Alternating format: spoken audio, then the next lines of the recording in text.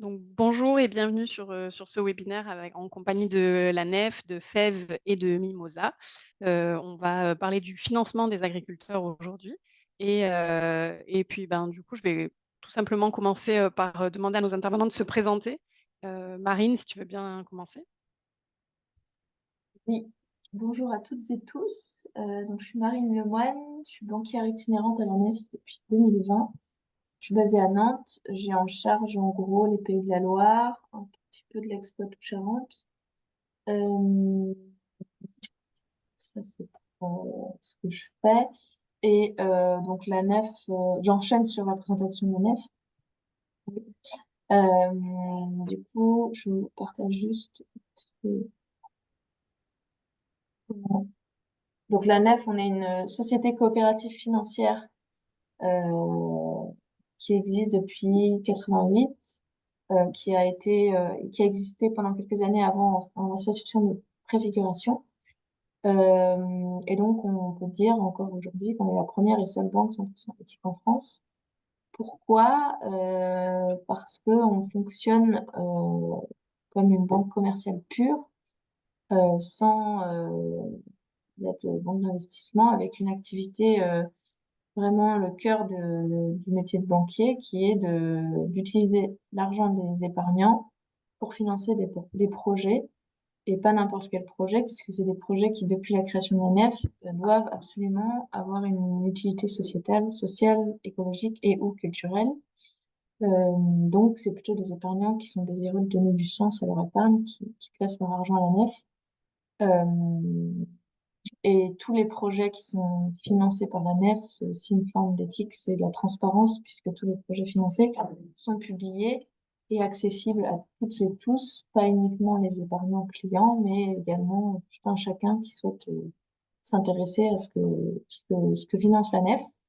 C'est pour ça qu'on a pu être classé dans différents classements sur le côté vertueux et impact carbone des banques par les Amis de la Terre, Oxfam, etc. Euh, et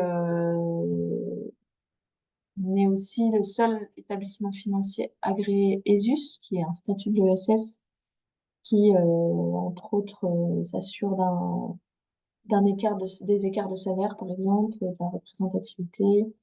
Et la nef, pour avoir en termes de taille, on est 117 personnes ici, 20 commerciaux répartis sur toute la France. Euh, Et voilà, donc on a vraiment ce premier regard sur l'éthique et est-ce qu'il y avait vraiment une plus-value sociétale apportée par le projet.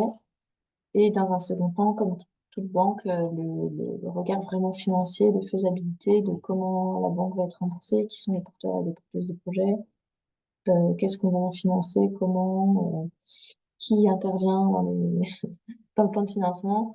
Tout ça vient dans un second temps. Et pour compléter, je reviens sur le modèle de la nef. Dans son modèle économique, c'est aussi assez singulier puisque c'est vraiment quasiment essentiellement l'argent des prêts qui nous finance nous et qui rémunère aussi les épargnants. Donc sous-entendu qu'il n'y a pas d'activité de spéculation liée à ce qu'on appelle les banques d'investissement. La majorité des banques françaises sont des conglomérats, sont aussi des banques d'investissement qui ont ces activités de trading, de banque d'investissement, de fusion-acquisition.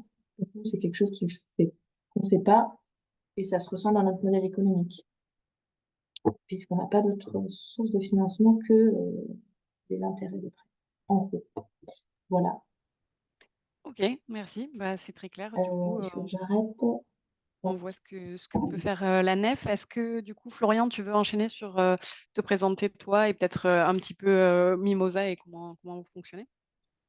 Bien sûr, Colline. Bonjour à toutes et tous. Merci en tout cas pour votre présence aussi nombreux sur ce webinaire, ce qui prouve l'intérêt pour la thématique et l'enjeu autour du renouvellement des générations. Donc, pour me présenter, donc, je m'appelle Florian Breton, je suis le fondateur de Mimosa. Mimosa, c'est une plateforme de financement que j'ai fondée en 2015, donc on a un peu plus de 8 ans maintenant. Avec l'envie à la fois de faciliter l'accès au capital et au financement pour le monde agricole et agroalimentaire. Donc, on est vraiment spécialisé sur l'agriculture, l'agroalimentaire et également les énergies renouvelables, agricoles, je précise, et en même temps de permettre d'offrir l'opportunité à la fois à des entreprises, des institutionnels, mais également des épargnants d'accéder au financement de la transition agricole et alimentaire, d'accéder à cette fierté, à ce sens qu'on offre à travers les produits de financement directement à travers la plateforme. Donc en quelques chiffres, en 7 ans, en 8 ans, pardon, on a accompagné à peu près 7000 projets partout en France, un tout petit peu en Belgique également, c'est à peu près 5% de notre activité. On est présent sur place depuis quelques années maintenant. On accompagne des besoins de financement compris entre quelques milliers d'euros avec un produit de financement qui s'appelle le don avec contrepartie en nature. C'est-à-dire que là, les citoyens peuvent donner à des porteurs de projets, toujours en agri et en alimentation, bien évidemment, avec des contreparties comme des produits, des séjours ou des expériences. Donc, cela permet aussi de créer du lien social entre la société civile, les consommateurs, les citoyens que nous sommes et des agriculteurs en se rendant directement sur les exploitations pour découvrir, encore une fois, des produits, vivre des séjours et des expériences inédites. Donc là, on est plutôt sur des besoins essentiellement entre 1000 et 30 000 euros.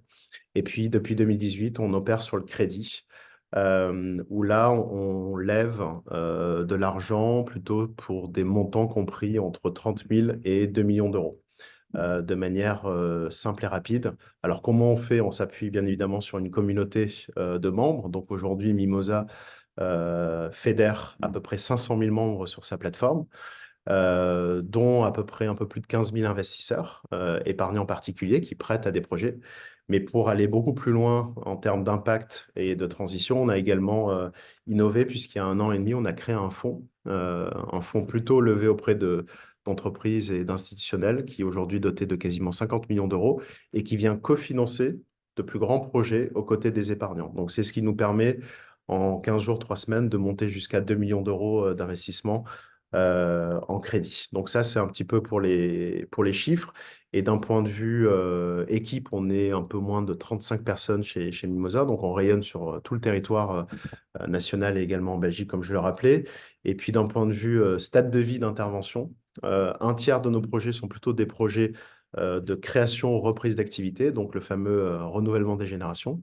Et puis les 2 tiers sont des projets de développement, d'investissement, à la fois sur du foncier, sur du matériel, sur du bâtiment, sur du cheptel, à peu près tous les sous-jacents, même immatériels, hein, la trésorerie, dont ont besoin aujourd'hui les agriculteurs et le monde agroalimentaire pour pouvoir s'étendre, se développer et, euh, et répondre aux grands enjeux de transition. Voilà. Et en termes de volume collecté au total, on est à un peu plus de 135 millions d'euros d'investissement au total. Voilà. OK, super, merci. Alors je vois des questions qui arrivent déjà, n'hésitez pas à continuer à les poser. Je vais, soit les poser, juste après, en fin de webinaire, soit au fil de l'eau. Pour continuer du coup ce tour de table virtuel, est-ce que Vincent, tu veux présenter, un petit peu, qui tu es et Fève? Ouais, merci Colline et bonjour à tout le monde. Donc, je m'appelle Vincent Cros et je suis un des 3 fondateurs de FEV, de Fermes en Vie. Et parmi ces 3 fondateurs, moi, je m'occupe plus particulièrement de tous les aspects liés à la collecte auprès des investisseurs particuliers et institutionnels. Et donc, on a créé FEV il y a maintenant presque 3 ans pour répondre à un double enjeu. Qui est d'abord le renouvellement des générations d'agriculteurs, puisque 50% des agriculteurs sont en âge de partir à la retraite aujourd'hui, et la transition agroécologique. Sachant aussi que les 2 tiers des personnes qui cherchent à s'installer aujourd'hui ne sont pas des enfants d'agriculteurs, ce qui est un gros changement de paradigme par rapport à ce qui se passait il y a quelques dizaines d'années. Et donc, pour répondre à ces 2 enjeux, le renouvellement des générations et la transition agroécologique, on a décidé de créer une foncière qui a pour objectif de faciliter l'accès au foncier pour des jeunes qui cherchent à s'installer en agroécologie. Et la foncière a un fonctionnement assez simple, puisqu'elle achète des fermes pour ensuite les mettre à disposition de ces personnes-là sous forme de location avec option d'achat, ce qui leur permet de démarrer leur activité en étant locataire de leur ferme et de pouvoir devenir propriétaire à terme s'ils le souhaitent et s'ils en ont la capacité financière, l'option étant complètement à leur main. Et cette foncière, elle est financée aujourd'hui par de l'épargne citoyenne ainsi que par quelques institutionnels. Quand je parle d'épargne citoyenne, c'est des gens qui investissent de 500 euros à plusieurs dizaines de milliers d'euros selon leur capacité et qui cherchent avant tout à investir dans des projets à forte utilité sociale et environnementale et qui le font en investissant dans un actif tangible qui est la terre agricole, tout en bénéficiant de réductions d'impôts, puisque la foncière a un agrément de l'économie sociale et solidaire, l'agrément ESUS dont Marine parlait tout à l'heure d'ailleurs pour la nef, ce qui permet de donner droit à cette réduction d'impôts pour les gens qui investissent dans la foncière. Et donc, la foncière existe depuis aujourd'hui 2 ans et demi. On a collecté, on va s'approcher des 12 millions d'euros collectés auprès de 1100, entre 1100 et 1200 personnes, je crois. Et on a déjà financé 16 fermes sur ces 2 premières années d'activité, dont 11 cette année, avec l'objectif d'accélérer pour financer entre 20 et 25 projets l'année prochaine, à commencer dès le mois de janvier. Voilà pour FEV. Ok, très bien. Alors, il y a quelques questions, mais je vais les garder un petit peu pour la fin. Juste, est-ce que toi, Marine, tu pourrais nous préciser la nef, généralement, qu'est-ce que vous financez dans le secteur agricole, puisque Mimosa et FEV, on a un petit peu plus compris. Est-ce que toi, tu peux parler spécifiquement du secteur agricole pour la nef? Yes.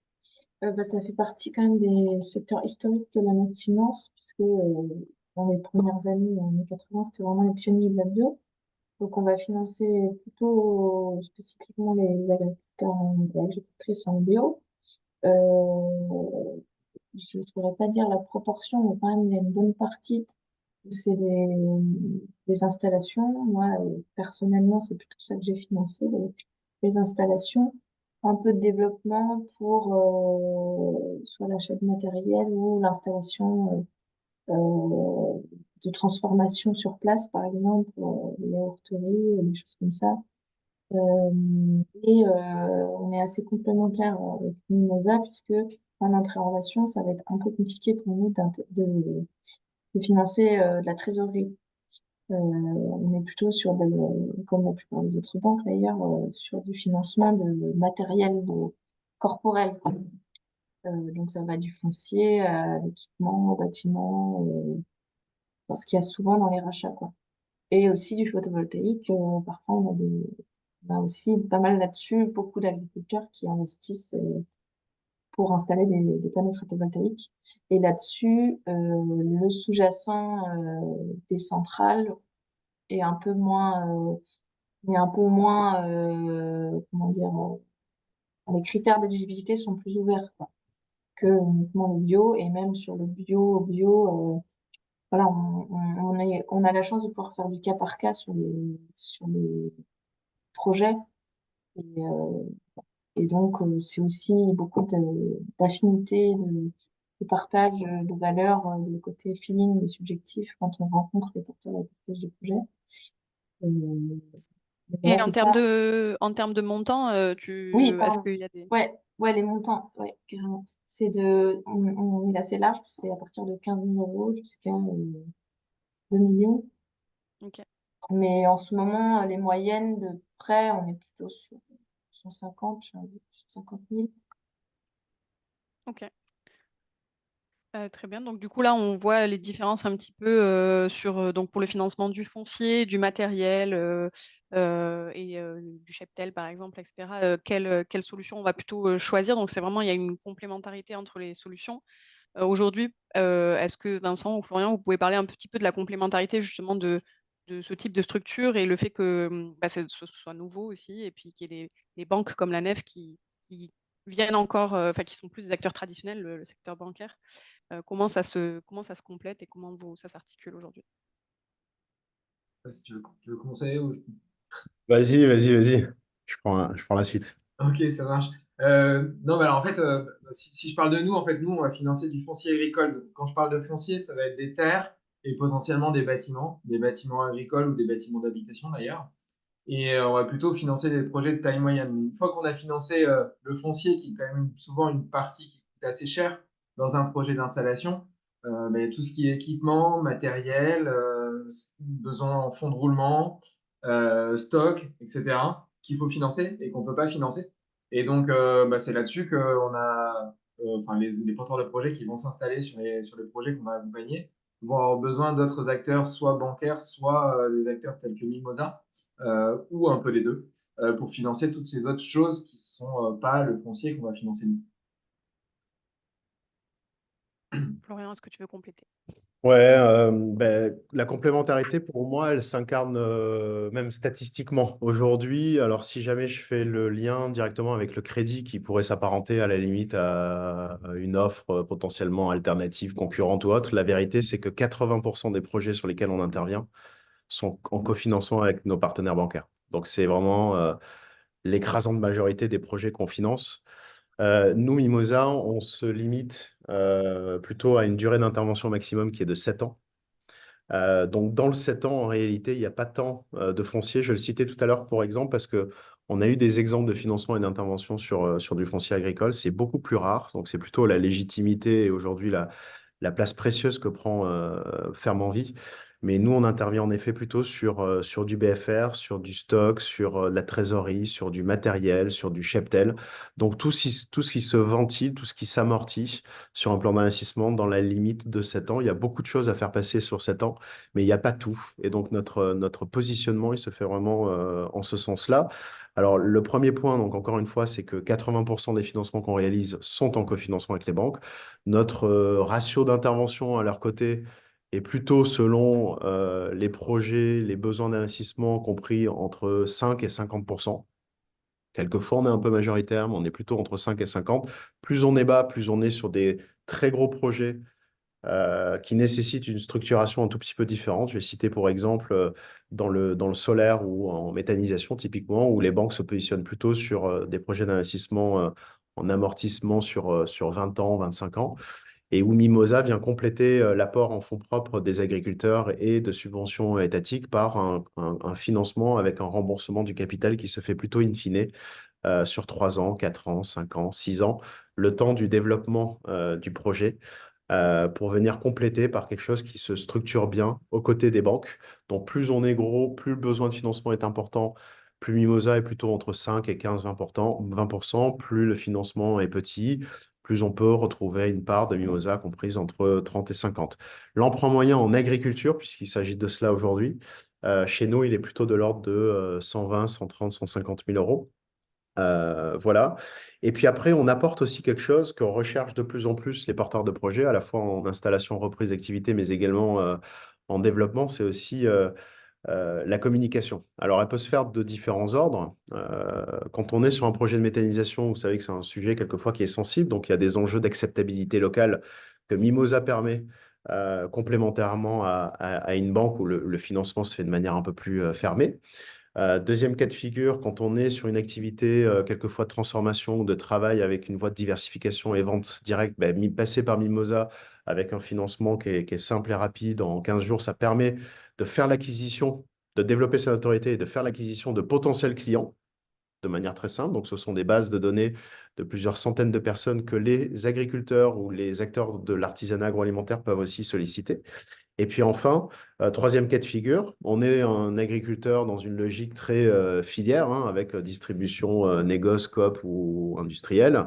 Mais aujourd'hui, c'est vrai que Vincent rappelait que les 2 tiers des agriculteurs sont non issus du monde agricole. Et c'est vrai que la nouvelle génération d'agriculteurs et d'agricultrices sont vraiment très soucieux de partager auprès du grand public leurs pratiques culturales, de faire de la pédagogie sur l'agriculture et en même temps de désintermédier ce lien qu'avaient les agriculteurs et les consommateurs il y a encore 2, 3 générations, mais dont on s'est un peu détaché, malheureusement. Et donc, faire un lien direct entre une communauté de citoyens et des agriculteurs, peu importe que on ait une envie d'acquisition de clientèle ou de notoriété, en réalité, c'est vraiment la grande proposition de valeur aujourd'hui de Mimosa qui permet encore une fois en quelques jours, quelques semaines, de donner accès à de l'image et à une foule de personnes qui seront peut-être utiles aussi pour la suite et le développement économique du projet. Est-ce que je peux rajouter que j'avais cru comprendre qu'il y a une histoire de garantie aussi, mais c'est peut-être un peu trop spécifique, mais en différence avec les banques, les prêts participatifs. euh, Ça nous arrive de préempter des garanties. C'est pas la majorité des projets, mais ça peut nous arriver. mais majoritairement, il n'y a pas de garantie. Majoritairement, on est plutôt sans caution garantie nantissement sur les actifs, ce qui crée une prime de risque, donc un taux plus élevé, et ce qui rend le produit d'épargne et d'investissement aussi intéressant et attractif pour des Ouais. épargnants ou des investisseurs. Voilà. Mais oui, en effet, je pense que c'est à peu près 20% avec des garanties des projets qu'on accompagne. Là où nous, on est sur 100%. Hein, Exactement. ouais. D'où les taux aussi. Ouais, c'est ça. Ok. Ok, super, merci pour ces précisions. Et C'est du coup, là, précieux sur le renouvellement des générations pour compléter sur cette partie-là, parce qu'aujourd'hui, c'est vrai que à la fois les banques apprécient aussi de mutualiser les risques, et c'est tout à fait naturel. Et deuxièmement, quand on reprend l'exemple des 2 tiers des agriculteurs qui sont non issus du monde agricole, c'est vrai que le schéma de transmission historique de la France, et pas que de la France d'ailleurs, qui était plutôt un schéma de transmission-installation avec en même temps une transmission des actifs matériels, facilitait l'accès au financement avec garantie des partenaires traditionnels, financiers et historiques du monde agricole. Aujourd'hui, quand on est dans un cas de renouvellement des générations dont plus de la moitié se fait vraiment hors cadre du monde agricole, ben, il y a un vrai enjeu parce qu'il n'y a pas forcément d'historique, il n'y a pas forcément les garanties nécessaires. Et donc, c'est là où Mimosa peut prendre aussi toute sa place, à la fois en matière de mutualisation et en matière d'intervention, sans garantie, caution et nantissement. ok. Et je reprends juste des questions qui sont un peu dans le chat, mais pour solliciter vos structures, quand on crée son projet, est-ce qu'il faut venir avec déjà une structure qui est déjà créée et sous quelle forme? Est-ce qu'il faut être une entreprise, une association? Est-ce que ça peut être un projet individuel? Peut-être juste répondre à cette question-là par rapport aux demandes de financement. Je peux commencer parce qu'il y avait une question aussi sur les services bancaires de base où j'ai pas précisé effectivement que à la nef, on peut ouvrir un compte courant uniquement en tant que professionnel. Donc professionnel, on entend de l'entreprise individuelle à la SAS, enfin, tout statut juridique possible et en incluant aussi les associations. Avec comme spécificité, parce que pour tout ça, ça fait moins de 5 ans qu'on propose ça. C'était obligatoire au niveau réglementaire, en fait, pour l'historique. Mais il n'y a pas de tarif préférentiel comme on peut avoir d'autres banques sur les associations.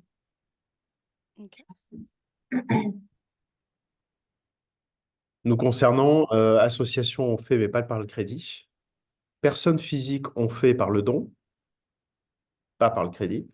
Et ensuite, oui, il faut avoir une structure juridique existante. On fait l'entreprise individuelle, mais sinon, c'est dans les structures un peu classiques du monde agricole, des GAEC, des ERL, enfin des sociétés civiles. Ça, bien évidemment, même si on voit que le monde agricole se réorganise aussi en matière de structuration juridique. On voit de plus en plus apparaître aussi des holdings, on voit apparaître des SAS, pas que dans les projets de méthanisation. Et donc, ça pose la question aussi de l'évolution des statuts, de la logique de financiarisation aussi derrière. Mais en tout cas, oui, pour répondre à cette question, il faut une entreprise créée. Et de mon côté, Ok. je rajoute que il faut on peut se rencontrer avant la création d'une structure pour, enfin, c'est toujours comme ça que ça se passe. En fait, l'extrait CABIS, qui c'est le document de création des entreprises ou la publication à la préfecture, c'est au moment de la mise en place de la contractualisation. Mais c'est pas obligatoire pour les premières discussions d'études du projet, l'éligibilité, etc. Et je te laisse Vincent.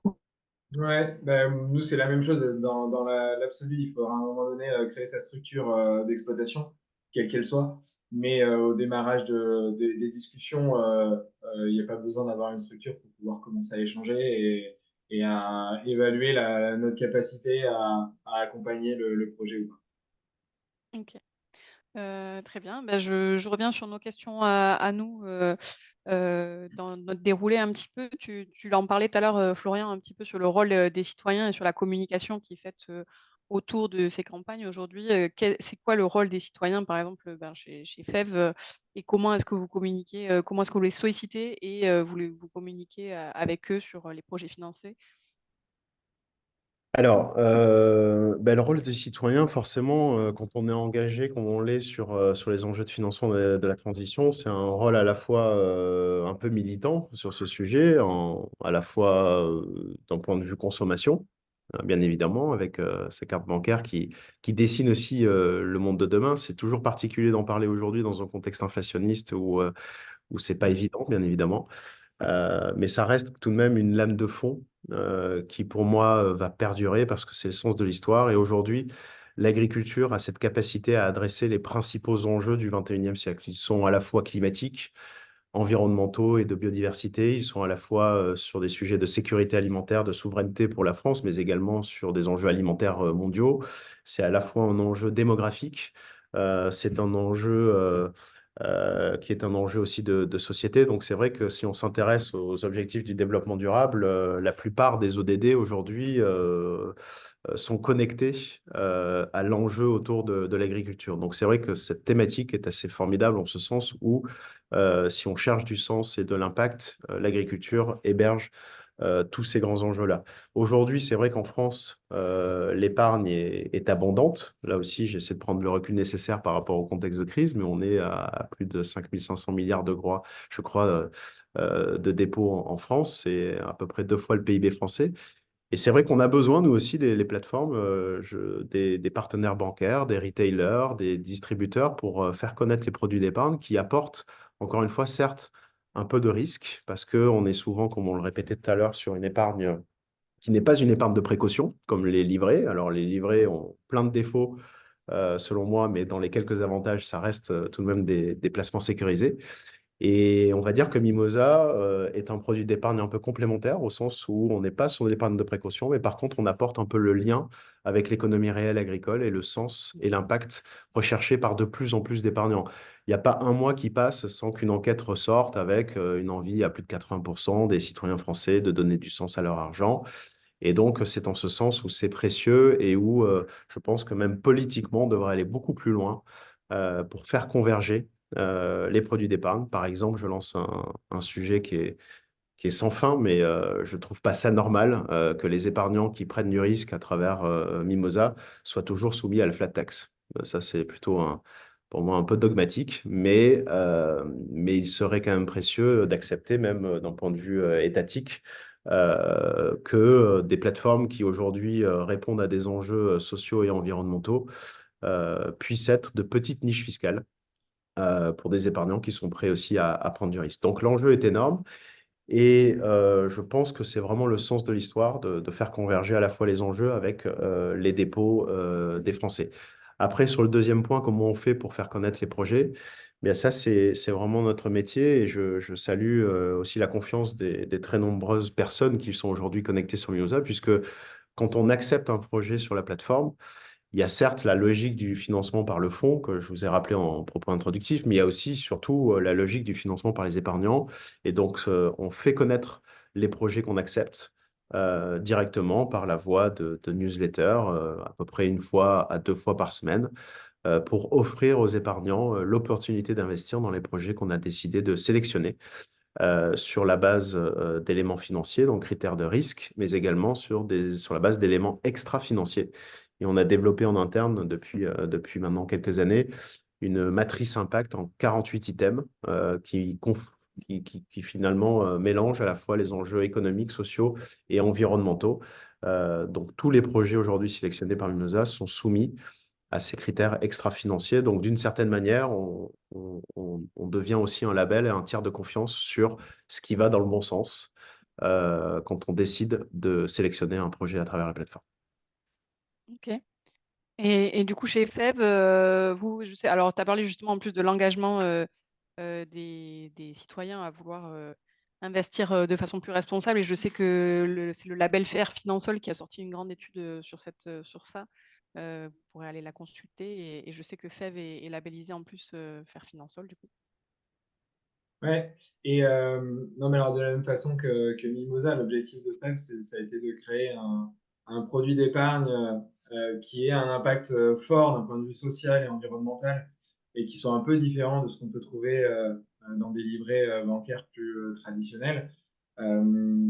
L'intérêt de ce qu'on propose chez FEV, c'est que le risque pris par les investisseurs est peut-être un peu différent de celui qui est pris dans des projets en crowdfunding, puisqu'on investit dans du foncier agricole qui est un actif historiquement assez peu volatile et donc qui apporte une certaine sécurité. Alors, pas la même sécurité qu'un livret bancaire classique, mais une sécurité assez importante puisque c'est un actif tangible qui a pris de la valeur assez régulièrement dans le temps depuis plusieurs dizaines d'années.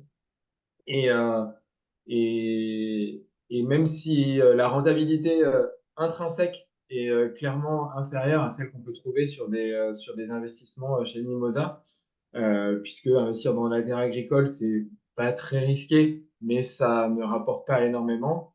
On a réussi à créer en fait un produit d'investissement qui donne droit à des réductions d'impôts, qui sont un petit coup de pouce donné par l'État.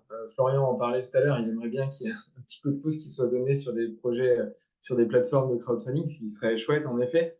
Là, nous, on a la chance en fait d'avoir ce coup de pouce qui est donné grâce à l'agrément ESUS, qui permet d'avoir cette réduction d'impôt, qui permet d'améliorer substantiellement la rentabilité pour les investisseurs. Ce qui est intéressant à mon avis, c'est que là, en fait, on parlait de complémentarité des offres pour la nef, Mimosa et Fève côté agriculteur. J'ai l'impression qu'il y a aussi la même côté particulier qui investit. Parce que, alors après, vous me direz si vous n'êtes pas d'accord, mais la nef propose un livret d'épargne qui a une liquidité importante et qui a un risque qui est très faible, avec une rentabilité qui est aussi assez mesurée. Du côté de chez Fève, on propose une solution qui a un risque peut-être un peu plus important qu'un livret d'épargne, mais qui reste pas très risqué malgré tout, et qui a une rentabilité, on va dire, moyenne, mais fortement améliorée par la réduction d'impôts. Et Mimosa propose des solutions d'investissement qui sont peut-être un petit peu plus risquées, mais qui rapportent un petit peu plus également et qui permettent également d'investir des petits montants dans plusieurs projets. Donc, ça permet aussi de mutualiser ces risques et ces investissements.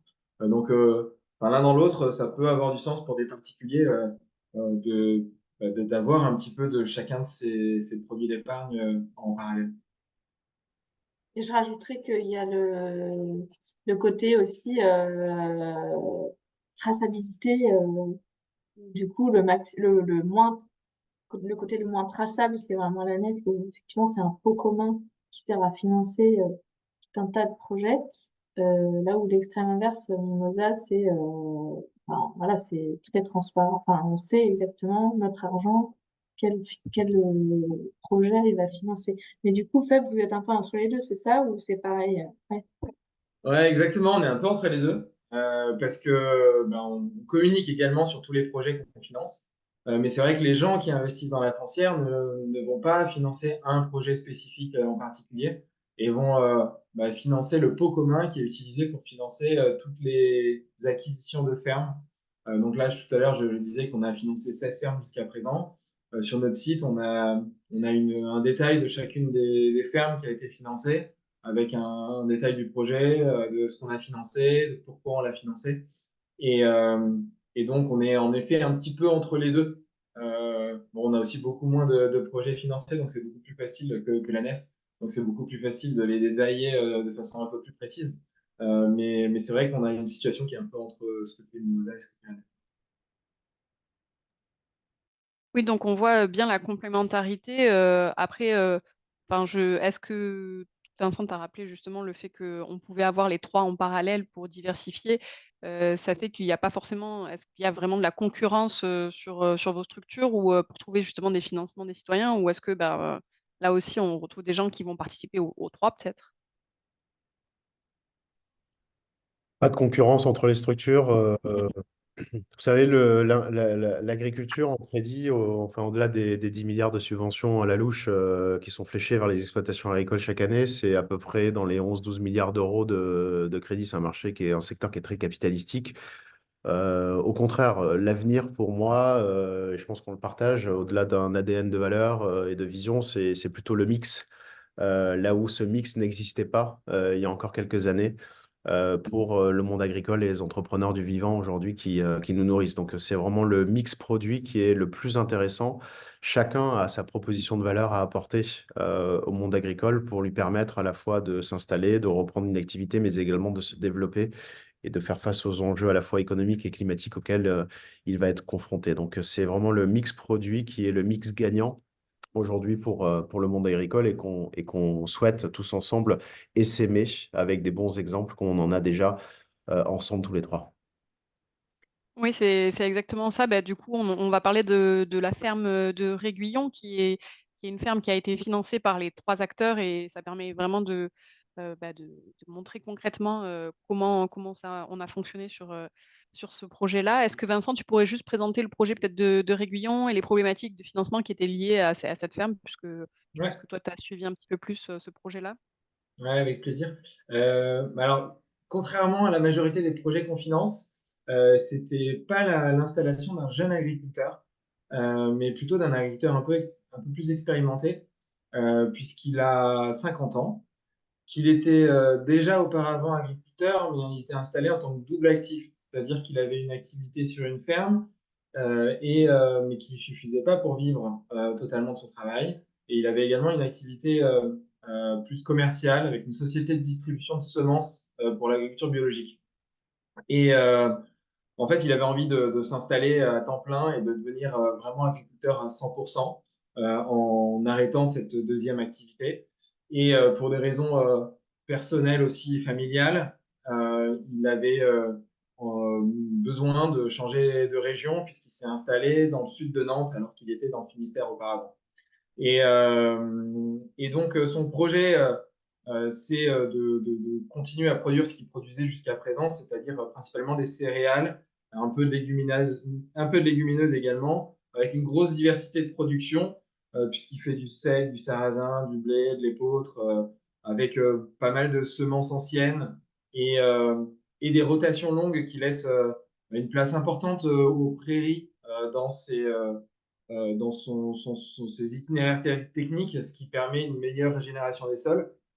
Et, euh, et sa caractéristique aussi, c'est qu'il a beaucoup travaillé sur ses réseaux de distribution et il travaille étroitement avec des meuneries pour transformer toute sa production directement.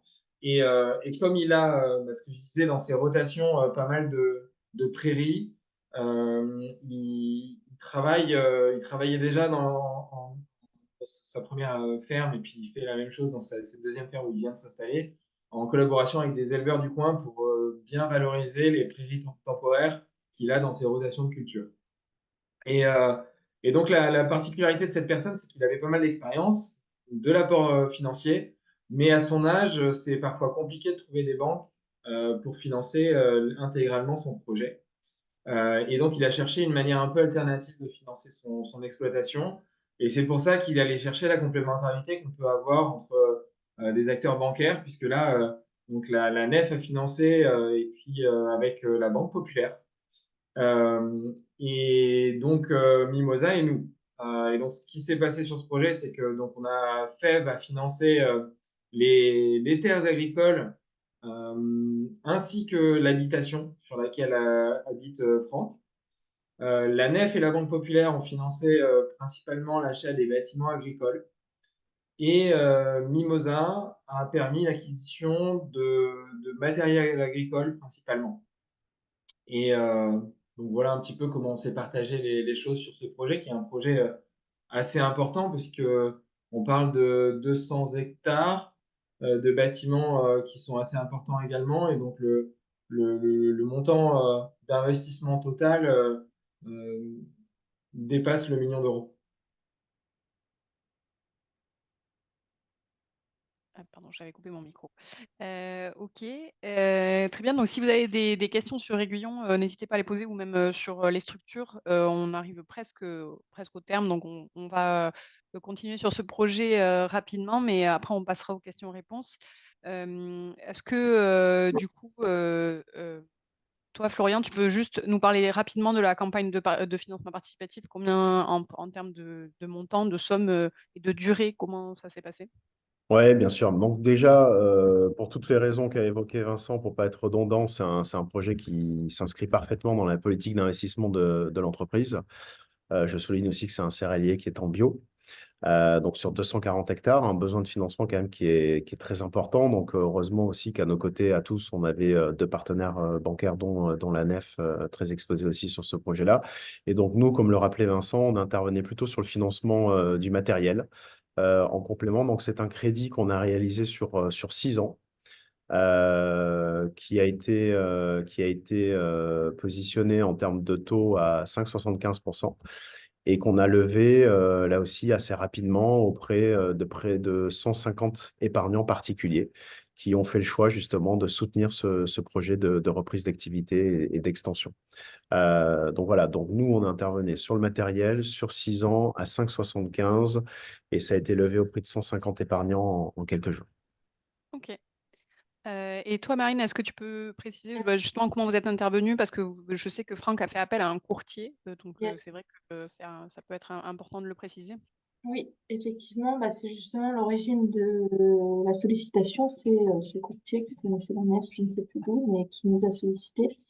Et là, nous, on a utilisé deux tranches de prêts, enfin deux prêts différents, un prêt long terme pour financer le foncier et un prêt plus moyen terme pour financer le matériel. Sur 7 ans sur le moyen terme, sur 15 ans sur le long terme, on avait mis un différé de 10 mois. Euh, Puis, bah voilà, c'est ça. Du coup, on a complété finalement, les deux besoins euh, par ces deux tranches différentes. Euh, Ok, très bien. Et du coup, l'action du courtier, c'était un petit peu de s'occuper justement de proposer à Franck, Coordonnées. voilà, Mm. c'est de coordonner et de trouver les solutions. Donc, c'est vrai que c'est quelque chose que on n'a pas forcément l'habitude de voir, mais comme Franck était très occupé avec justement ses anciennes activités, pour lui, c'était ça.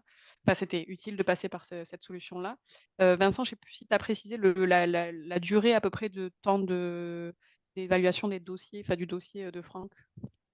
La durée d'évaluation? Enfin, entre Du le coup, moment où il nous a contactés, enfin, où le courtier nous a contactés et Franck nous a contactés, et le ouais, moment où alors il a été installé. je t'avoue que je sais pas, mais ce que je sais, c'est que c'est allé assez vite parce qu'il est venu nous voir, mais je saurais pas dire combien c'est. En fait, il y a quand même des impondérables, puisque souvent, pour acheter, donc avec la foncière, on va acheter du foncier agricole. Et donc, quand on signe une promesse d'acquisition, il se passe minimum 2 à 3 mois entre la promesse et l'acquisition finale. Après, je sais que c'était allé assez vite dans la prise de décision parce que c'était un projet qui nous plaisait, parce qu'il était complètement conforme à toutes les ambitions environnementales qu'on a avec la foncière et que c'est quelqu'un qui avait une certaine expérience et donc avec un risque qui est relativement limité sur sa capacité à faire et à développer son projet. Et puis c'est vrai que le fait d'avoir différents autres acteurs bancaires et Mimosa qui est autour de la table, bah, ça permet de sécuriser aussi parce que quand on voit que les autres donnent leur accord assez facilement également, bah, c'est sûr que ça permet de se rassurer sur le fait qu'on n'est pas seul à trouver le projet intéressant et viable sur le papier. Ok, oui, donc c'est un élément de réassurance aussi d'avoir tous ces acteurs-là. Et sur les projets futurs, rapidement, est-ce qu'il y en a en cours entre les différentes structures? Alors, oui, on en a plusieurs. Alors, peut-être, euh, alors, comme on achète des bâtiments agricoles, lorsqu'on achète du foncier, ça nous arrive d'acheter des bâtiments agricoles. Une des choses qu'on regarde et qu'on essaye de faire sur tous les bâtiments agricoles qu'on achète, c'est d'installer des panneaux solaires sur ces bâtiments. Et donc, on a des discussions actuellement avec la nef pour bah, permettre le financement par de la dette bancaire de ces panneaux photovoltaïques sur les bâtiments agricoles. Donc ça, on le regarde sur plusieurs projets qui ont été financés sur ces 15 derniers mois.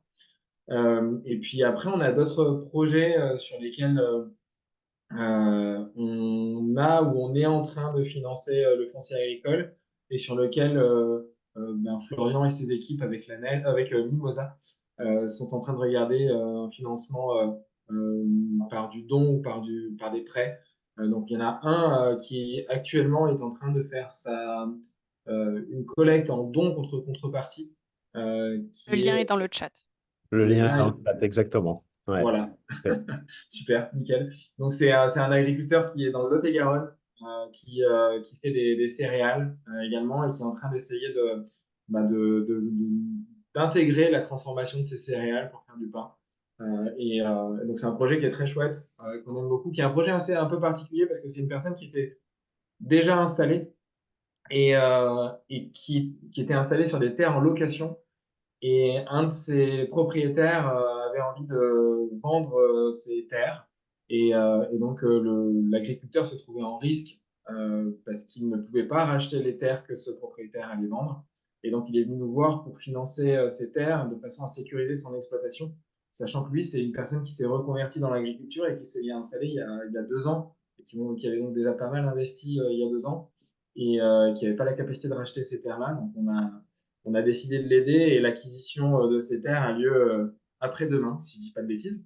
Mais donc en parallèle, il est en train de développer son projet de fournil paysan sur lequel il se fait aider par Mimosa. Exactement. Et c'est quelqu'un qui va également solliciter l'épargne populaire qu'on devrait mettre en ligne entre cette fin d'année et début d'année prochaine. Donc, on a quelques projets en cours, en effet, avec la nef et avec Ferme Envie. Et ça tant mieux parce que ça matérialise vraiment, par des exemples concrets, la complémentarité de nos actions. Donc, actuellement, il est en don. Vous pouvez découvrir et peut-être soutenir ce projet. Et prochainement, il sera également en crédit sur la plateforme. Pour vous donner un ordre d'idée, on accompagne à peu près 80 projets par mois entre le don et le crédit, 80, 90. C'est une bonne dizaine ou quinzaine en crédit. Et le don, c'est une très grosse volumétrie de plus petits projets. C'est plutôt la mission d'intérêt public aussi qu'on assume chez Mimosa pour préserver un modèle agricole diversifié entre des petits, des moyens et des gros. Le risque étant, on n'en a pas parlé au-delà des chiffres avec le renouvellement des générations, que finalement, si 30 000 exploitants cessent leur activité chaque année et que 13 000 s'installent, en réalité, la différence entre 13 et 30, c'est une concentration aussi des fermes. Et donc, il y a un intérêt aussi public à soutenir des plus petits projets qui ont une vraie utilité sociale et territoriale. Ok, super. Bah, du coup, je vais passer aux questions qu'il y a dans le chat. Il y en a eu quelques-unes. Je suis remontée. Alors, il y avait Gilles, c'est pour toi, Florian, du coup, qui disait bonjour, j'ai prêté à 61 projets sur la plateforme Mimosa, 19 ne me remboursent plus. Pouvez-vous expliquer tout et pourquoi? On a parlé un peu du risque tout à l'heure, mais est-ce que Bien tu peux sûr. revenir Alors, dessus? premier point, Gilles, merci pour la question. En effet, il y a du risque. Sachez qu'on a une équipe d'analystes et un directeur d'investissement qui sont extrêmement expérimentés. Je rappelais tout à l'heure, si toutefois c'est un symbole de confiance aussi, que 80% des projets qu'on finance, on les finance aux côtés d'établissements financiers traditionnels qui, en effet, eux, sécurisent leur intervention pour la plupart du temps, en tout cas par une prise de garantie, ce qui n'est pas le cas nous concernant. Ce que je peux vous dire, c'est qu'aujourd'hui, en termes de capital prêté sur la plateforme, à peu près 5 ou 6% du capital prêté est un capital sur des entreprises qui sont en redressement ou liquidation judiciaire, donc a priori avec une mauvaise issue. En revanche, plus largement, on a à peu près entre 12 et 15% du portefeuille sur lequel il y a un peu de sous-performance, c'est-à-dire de l'aménagement de la dette. Quelquefois, on est face à des risques climatiques. Certains d'entre eux nécessitent de réaménager, de restructurer les dettes que nous, justement, aux côtés des partenaires bancaires, travaillons pour permettre aussi des sorties de crise d'exploitation agricole ou d'entreprises agroalimentaires. Et il ne faut pas confondre, si toutefois vous êtes dans votre tableau de bord Mimosa, ce qui relève des provisions et ce qui relève des pertes. C'est vraiment deux choses très différentes. Si toutefois vous voyez que vous avez un TRI, donc une performance qui est proche de zéro ou négatif, pardon, il y a un mélange entre des provisions et de la perte définitive. Je vous donne un exemple concret. Aujourd'hui, quand on est face à un porteur de projet agriculteur qui, pour une raison quelquefois de stress de trésorerie, je rappelle aussi au passage qu'au-delà de la crise Covid et du post-Covid, on fait face à un contexte inflationniste sans précédent. Donc le macroéconomique a bien évidemment impacté fortement le monde agricole, mais c'est pas une excuse derrière laquelle on se cache. Mais au-delà de cela, quand on doit, par exemple, réaménager et interrompre un remboursement pendant 6 mois, la mesure de précaution qu'on prend, c'est qu'on passe 100% du capital en provision comme s'il était perdu, alors qu'en réalité, au bout de 6 mois, on l'espère à chaque fois, la situation reprenne. Et donc, on a déjà des exemples par le passé de projets qui ont interrompu leur remboursement pendant 3, 4, 5, 6 mois, qui sont matérialisés en termes de provision dans un portefeuille, provision risque sur un portefeuille d'épargnants, mais qui ensuite reprennent le chemin du remboursement. Donc, on s'en excuse bien évidemment quand il y a la sous-performance. Et ce que je vous invite à faire, c'est toujours à bien diversifier votre portefeuille de placement, à la fois en termes de projets. Donc, je crois voir à travers 61 projets tout de même que c'est le cas, mais également en termes de thématiques.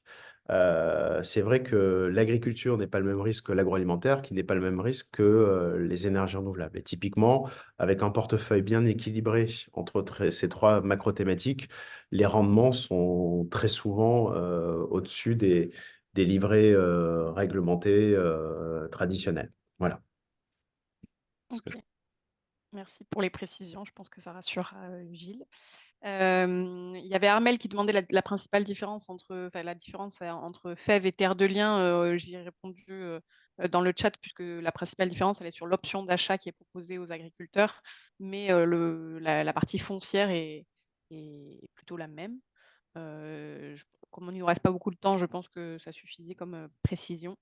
Et ensuite, il y avait une question pour Mimosa. Achat de foncier 82 hectares pour 570 000 euros pour projet photovoltaïque plein champ, porteur de projet, un agriculteur, éleveur de moutons. Est-ce que ce projet, par exemple, pourrait être éligible chez vous? Il n'y a rien dans ce que vous précisez là qui rend inéligible le projet. Donc, je vous invite à nous contacter directement. Mais peut-être que si on est justement sur une problématique aussi d'achat de foncier, cela fera sens d'en discuter avec Ferme Envie.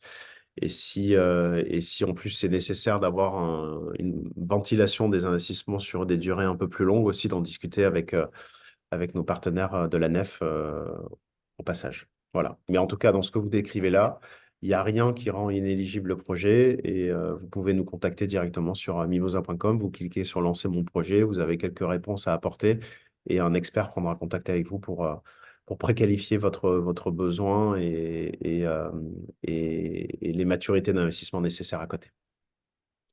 Ok. Et Très de bien. notre Donc, côté, oui. c'est un formulaire en ligne qui est dispo sur le site de la nef. Il y a tout un parcours où effectivement vous entrez les différentes particularités, sachant qu'à la nef, comme je disais, on est 17 sur tout le territoire, et donc il y a certains territoires, malheureusement, on ne peut pas intervenir. Ce tri aussi fait partie des choses lesquelles, enfin, je n'ai pas parlé dans les critères, mais ça fait partie de ça, puisqu'on est des banquiers qui ont un fort impact, ancrage territorial, pouvoir aller voir les gens, et donc ça nous limite, étant, dans mon cas, basé à Nantes, Ok. voilà. Ça. Oui, globalement, il vaut mieux proposer son projet et quitte à avoir un nom Oui, de la voilà. structure que voilà, on ne sait jamais. Et puis les uns les autres peuvent se renvoyer aussi vers justement vers les bonnes solutions peut-être à ce moment-là. Ouais. Il y avait du coup Johan qui demandait pour la nef, est-ce qu'il y a des informations disponibles sur la collaboration entre la nef et Lydia sur le Lydia vert pour avoir un compte bancaire pour les particuliers? Donc là, c'est un peu J'ai spécifique à ça. essayé de demander dans mon oreillette, mais j'ai pas eu de réponse encore. Ah, d'accord. Mais en Ok. gros, si, je sais que pour l'instant, c'est pas un vrai partenariat pur et dur, dans le sens où là, en fait, de ce que j'ai compris, c'est un compte, enfin, c'est tout l'argent qui est sur ces comptes spécifiques est placé à la nef, vraiment en termes de liquidité, mais ça va pas plus loin que ça. Et c'est D'accord. vraiment, voilà, c'est au niveau des placements, leurs placements sont spécifiquement à la nef, mais ne les placent pas dans d'autres banques. Ok. Et donc, il y avait Aurélien qui avait posé une question au début sur que pensez-vous de l'annonce gouvernementale concernant la création d'un France Service Transmission qui sera obligatoire et qui, du coup, complétait sa question avec, du coup, pour le France Service Transmission, est-ce que c'est OK de voir venir un concurrent qui peut tout faire à votre place? Est-ce que vous voulez réagir, peut-être, Vincent? Ouais, bah après, le truc, c'est qu'on ne sait pas encore exactement ce qu'il y a derrière cette annonce, parce que c'est pas complètement précisé. Je suis pas sûr que l'objectif, c'est d'avoir un concurrent qui fera tout à notre place, mais plutôt de flécher vers différents acteurs qui peuvent aider les agriculteurs dans le cadre de leur transmission et de leur installation. Ce qui est déjà un petit peu fait par les points accueil installation qui sont souvent un peu qui sont fortement connectés au champ de l'agriculture aujourd'hui. Donc, j'attends de voir un peu ce qui se cache derrière ça et ce que ça va apporter de plus par rapport à ce qui existe aujourd'hui déjà, parce que j'ai l'impression que ça existe déjà un petit peu, mais après, je connais peut-être pas très bien ce qu'ils ont en tête derrière leur annonce. Ben, du coup, on attend de voir ce que ça peut donner. Désolé, c'est pas hyper satisfaisant comme réponse. Non, mais pas de problème. Très bien, bah, du coup, on arrive au terme, donc on est pile poil dans les temps. Si vous avez des questions suite à ce webinaire, n'hésitez pas à nous les envoyer et je ferai le dispatch entre les différentes entreprises qui sont là.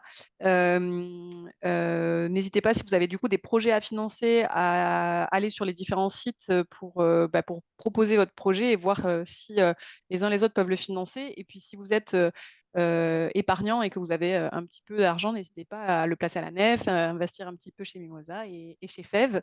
Et je pense qu'il y a des cartes cadeaux qui peuvent être sympas aussi chez les uns les autres à mettre sous le sapin. Est-ce que je peux Euh, rajouter quelque chose? C'est que Mot de la fin. dans les acteurs, enfin, ça me semblait important de parler d'un acteur que je trouve assez complémentaire avec FEV, c'est Eloi. Mais là, c'est pas du financement, c'est dans la recherche du foncier avant d'aller chercher le financement. Il faut trouver le foncier. Et vu qu'il y a une grosse problématique de taille, de taille par rapport au fait que Florian déjà dit, 1 sur 2, c'est des néo-paysans qui souvent veulent s'installer sur des surfaces plus petites que ce qui est proposé actuellement. Et donc, Eloi, ça peut être un acteur intéressant pour quand on est à un stade de projet de recherche de foncier. Euh, voilà. Puisqu'ils rachètent et ils découpent et ils mettent enfin, ils proposent à la vente. Enfin, si j'ai bien compris le système. Oui, Vincent, Ouais, tu tout peux à peut-être fait. D'ailleurs, préciser. on a des échanges avec eux pour potentiellement venir travailler en complémentarité avec eux, puisque parfois, en fait, ils vont s'occuper de la transmission. Et dans le cadre de la transmission, les personnes qui pourraient être intéressées pour acheter une partie du foncier ont parfois besoin de financement. Et donc, on a des discussions avec Eloi. Pour l'instant, on n'a pas encore fait de projet concret avec eux, mais on discute et on échange régulièrement avec leurs équipes. Donc, ça viendra certainement dans les prochains mois. Ok. Oui, Eloi, ça s'écrit E-L-O-I pour ceux qui n'auraient pas Cherche. l'orthographe. Voilà. Et si vous cherchez également du foncier, sur Fève, on a créé une plateforme digitale qui s'appelle Lagrange. Donc, c'est lagrange.fève.co et qui permet aussi d'avoir des outils de recherche de foncier qui va être avec la SAFER, qui va regrouper des annonces de plusieurs sites. Et donc, pour la recherche de foncier, on sait que c'est compliqué. Donc voilà, ça peut être pratique de s'inscrire aussi sur Lagrange si jamais vous cherchez des fermes à reprendre. Bon, je pense qu'on arrive au terme. Merci à tous pour ce webinaire. Et puis, n'hésitez pas, du coup, si vous avez des questions, à nous écrire. Et puis, bon appétit à tous. Merci. Merci à tous. Merci. Bon Bon appétit. appétit. Au revoir. Au Au revoir. revoir.